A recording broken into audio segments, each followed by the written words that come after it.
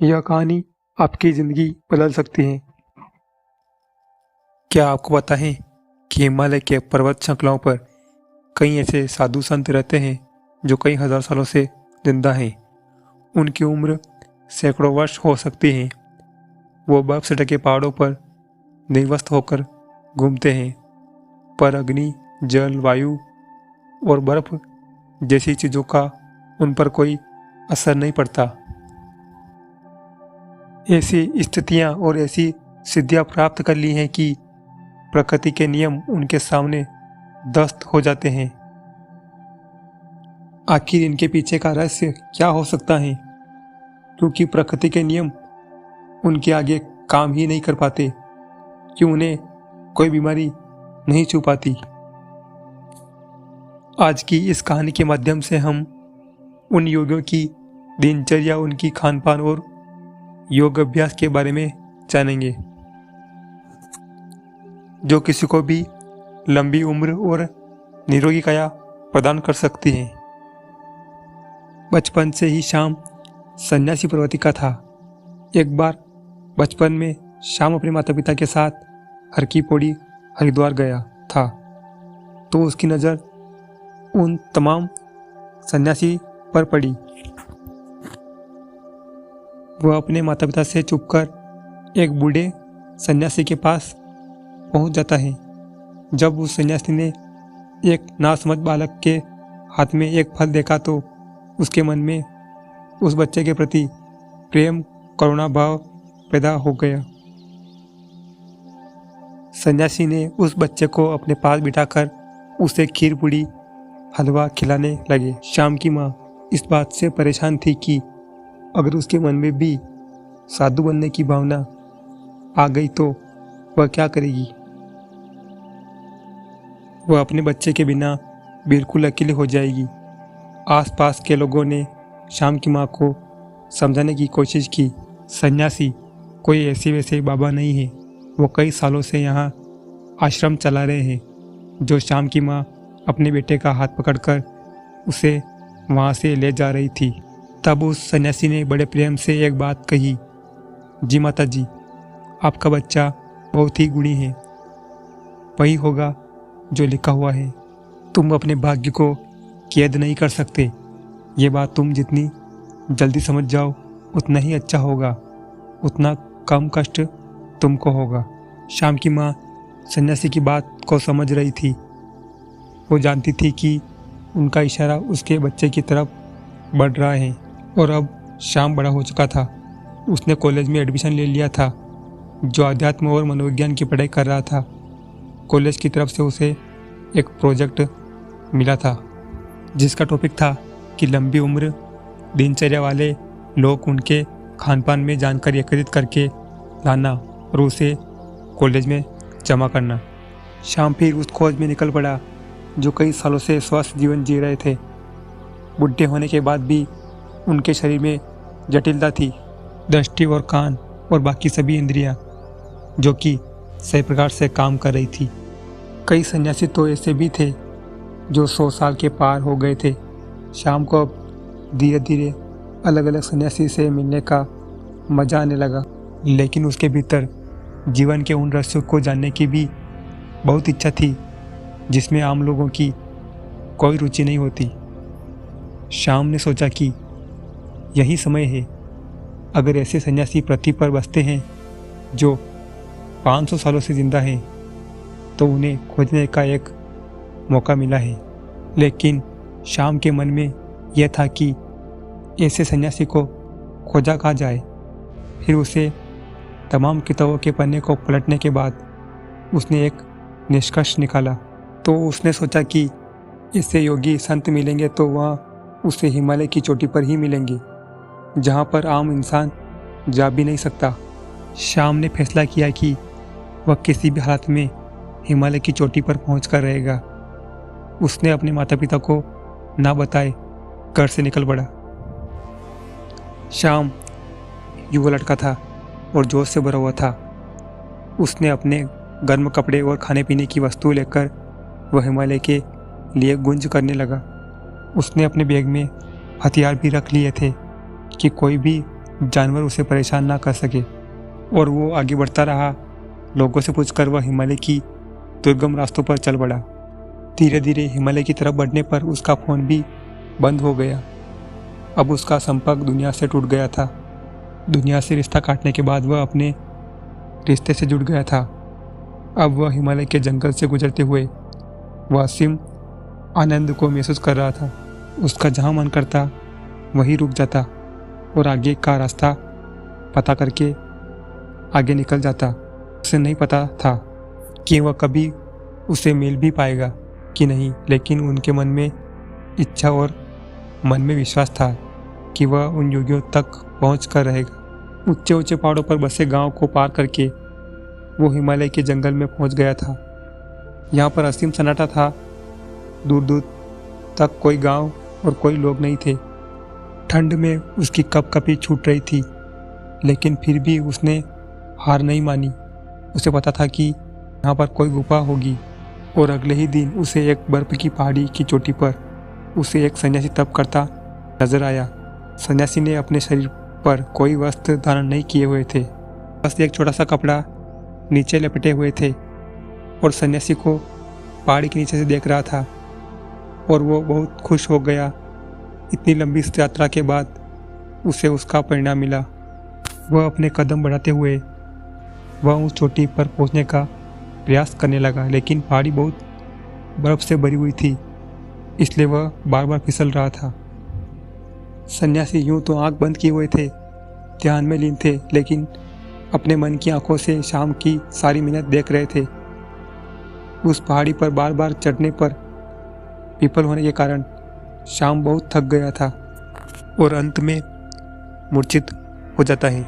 जब शाम मूर्छित हो जाता है तो वो सन्यासी उसे अपने हाथों में उठाकर अपने गुफा के भीतर लाए। वहाँ पर 2 और सन्यासी उपस्थित थे। उन सन्यासियों ने एक पत्ते पर एक घोल तैयार किया और उसके मुंह के अंदर डाला। घोल के अंदर जाते ही शाम उठ खड़ा हुआ। अब उसकी सारी बेहोशी दूर हो गई थी। होश में आकर वह उन्हें प्रणाम करने लगा। शाम ने कहा कि मेरी बड़ी अनुकंपा है कि मुझे आपके दर्शन हो रहे हैं। मैं आपसे सवाल पूछना चाहता हूँ कि आप इतनी बड़ी उम्र तक और इतने सालों तक कैसे जीवित रह सकते हैं? आपके शरीर में कभी कोई बीमारी क्यों नहीं होती? अगर आप उस तरीके को जानते हैं तो आप उसको दुनिया को क्यों नहीं बताते? दुनिया में बहुत से लोग बहुत दुखी हैं और नाना प्रकार की बीमारियां हो रही हैं और उम्र से पहले लोग बूढ़े हो रहे हैं और कम उम्र में मृत्यु हो रही है। तो आपको उसका तरीका मालूम है तो आप उसको क्यों नहीं बताते? आप तो योगी हैं, आपको तो दुनिया की मदद करनी चाहिए। उसकी बातें सुनकर सन्यासी ने कोई प्रतिज्ञा नहीं दी। ऐसा लग रहा था कि उन्हें शाम की भाषा समझ में नहीं आ रही थी। जब उसने यह महसूस किया तब उसे इशारा किया, पर उसका भी कोई फायदा नहीं हो रहा था। अब शाम उसको समझा समझा कर थक चुका था और शांत बैठ गया। तब वह सोचने लगा कि इतना दूर आना कितना महंगा पड़ गया। उसने सोचा कि मेरा इतना दूर आना बेकार हो गया। जिस सवाल के लिए आया था उससे वह सवाल के उत्तर नहीं मिले। उसने सोचा कि इतना लंबा सफ़र करके आया हूँ, उनकी दिनचर्या ही देख लेता हूँ, इससे शायद उससे मुझे कुछ पता चल जाए। शाम वहीं पर रहने लगा। सन्यासी एक दूसरे से बिल्कुल बात नहीं करते थे, एकदम मौन रहते थे। यदि किसी एक सन्यासी को दूसरे से काम होता तो वो मन ही मन एक दूसरे के मन की बात समझ लिया करते थे। अब शाम को बेचैनी होने लगी थी कि भला एक गुफा में चुपचाप बैठे रहना, भला ये कैसे संभव हो सकता है? ये कैसा जीवन है? वो सन्यासी उस गुफा में बैठे सिर्फ योग अभ्यास कर रहे थे, तप करते रहते थे। उनके चेहरे पर, उनकी आंखों में एक गजब का ठहराव था, एक गजब की शांति थी। जो भी उनके मुखमंडल की हवा के हाव भाव को देखता वह आकर्षित हुए बिना रह नहीं सकते। श्याम ने पाया कि सन्यासी खाना कम खाते थे और जो भी बनाते उसे पूरे मन से बनाते थे। तब सुबह मुहूर्त में उठकर ठंडे पानी से स्नान करना और सर्दियों की धूप में बर्फ में बैठकर ध्यान साधना करना उनका रोज का काम था। 2 दिन तक उनके अनुसार काम करने के बाद वह रहकर उब चुका था। वो ना तो किसी से बात कर पा रहा था, ना ही वो अपने मन की ख्यालों को शांत कर पा रहा था। 3 दिन बाद श्याम ने वहाँ से जाने का निर्णय लिया। उसने उन सभी सन्यासियों को प्रणाम किया और उन्हें प्रणाम करने के बाद कहा कि शायद मेरा प्रणाम भी आप स्वीकार नहीं कर रहे हो, आपको इसका मतलब भी पता नहीं होगा, लेकिन मैं आपसे मिलकर धन्य हो गया और मैं आपसे विदा लेना चाहता हूँ। और यह कहकर अपने चेहरे पर मुस्कान लिए वह योगियों के पैर छूकर जैसे ही चलने को तैयार हो गया, तभी उसके कानों में एक बूढ़े सन्यासी की आवाज़ सुनाई दी। बूढ़े सन्यासी ने कहा कि अपने सवालों का जवाब तो सुनते जाओ। यह सुनकर श्याम बहुत हैरान हुआ। वो कुछ बोलना ही चाह रहा था, तभी बूढ़े साधु ने कहा, सबको अपने मन के सभी सवाल के जवाब चाहिए, लेकिन सभी सवाल का जवाब मौन में छिपा है। तुमने मौन रहकर बिना किसी सवाल किए हमारी दिनचर्या को देखा और समझा। अगर मैं तुम्हें ये बताने का प्रयास करता तो तुम एक कान से सुनते और दूसरे कान से निकाल देते, और यही तो दुनिया करती है। सचमुच में सुनने का कौन इच्छुक है? ज्ञान पाने का सवाल 3 दिन तक इस दिनचर्या का पालन करने के बाद तुम्हारा मन टूट गया, तुम भी नहीं जानते इन सब तरीकों का जानना। हालांकि तुम्हें पता है कि हमारा भोजन इस दिनचर्या के कारण हमारा शरीर हमेशा निरोगी रहता है, हमेशा स्वस्थ रहता है, लेकिन तुम इसका पालन 3 दिन तक भी नहीं कर सकोगे। चौथे दिन तुम घर जा रहे हो। दुनिया में ऐसे बहुत कम लोग होते हैं जो मौन रहकर दूसरे के ज्ञान को खुद प्राप्त कर लेते हैं। अगर तुम मौन रहना सीख जाओगे तो तुम दूसरे के ज्ञान को प्राप्त कर सकते हो, वो भी बिना उसे पूछे। श्याम ने मुस्कुराते हुए हाथ जोड़कर पूछा, हे महात्मा, आप यह बताने की अनुकंपा करें कि आप कौन सा योग अभ्यास करते हैं? क्या आपकी दिनचर्या है जिसके कारण आप इतने सालों तक जीवित दिखने में तो आपकी उम्र 60-70 साल लगती है, लेकिन लोगों का कहना है कि यहाँ पर लोग 5000 साल से जिंदा हैं। तो क्या यह सत्य है? सन्यासी ने मुस्कुराते हुए नादान हुआ और बोले, श्याम के सिर पर हाथ फेरा और उसे सबसे पहला तरीका बताया। उन्होंने श्याम से पूछा कि हमारे शरीर का सबसे बड़ा भोजन क्या है? श्याम सोच में पड़ गया, उससे कोई जवाब नहीं आया। सन्यासी ने बताया कि हवा हमारे शरीर के लिए सबसे बड़ा भोजन है। हवा हम 24 घंटे खाते रहते हैं और हवा हमारे शरीर के लिए सबसे ज़्यादा महत्वपूर्ण होती है, लेकिन आजकल के समय में बुरी हवा प्रदूषित हो चुकी है। इसलिए जो प्रदूषण से भरी हवा तुम्हारे शरीर में जा रही है वही तुम्हारे शरीर में बीमारियों का जन्म देती है। इसलिए तुम घर पर ऐसे कमरे में रहते हो जहाँ पर हवा का आना जाना कम होता है, जैसे कि एयर कंडीशन वाले रूम में होता है, उसमें ताज़ी हवा आना जाना भी नहीं होता।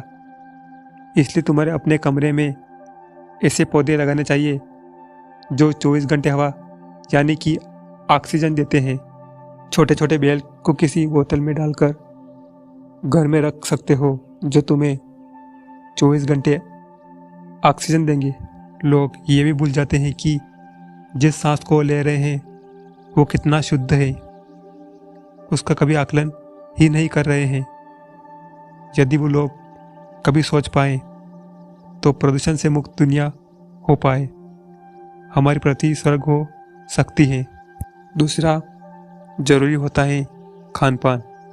अधिकतर लोग ज़्यादा खाते रहते हैं, लेकिन हमारा शरीर भी एक यंत्र होता है और यंत्र को भी काम करने के लिए आराम चाहिए होता है। इसलिए हर समय खाते नहीं रहना चाहिए। कभी भी पूरा पेट भर कर खाना नहीं खाना चाहिए। हमेशा हमारे पेट में एक रोटी की जगह छोड़ देनी चाहिए ताकि तुम्हारा पेट हल्का रह सके, थोड़ा खाली रह सके और सांस लेने में कोई भी परेशानी ना हो। तीसरा तरीका होता है हमारी दिनचर्या। सही तरीके की दिनचर्या में तुम्हारा योग अभ्यास, शारीरिक व्यायाम, प्राणायाम अगर तुम दिनचर्या के रूप में कर रहे हो, तुम्हारे शरीर में कोई बीमारी नहीं आ सकती। लेकिन हम सिर्फ बहाने ढूंढते हैं, हम कुछ करना ही नहीं चाहते। सब कुछ हमें बैठे बिठाई चाहिए और शरीर को जितना आराम दोगे वह उतना ही खराब होता जाएगा। इसलिए शरीर से काम लेते रहो। दिनचर्या, हवा और खान पान, इन तीनों को तुम दुनिया में रहते हुए कैसे सुधार सकते हो, इस पर विचार करना, तभी तुम्हारा जीवन बदलेगा।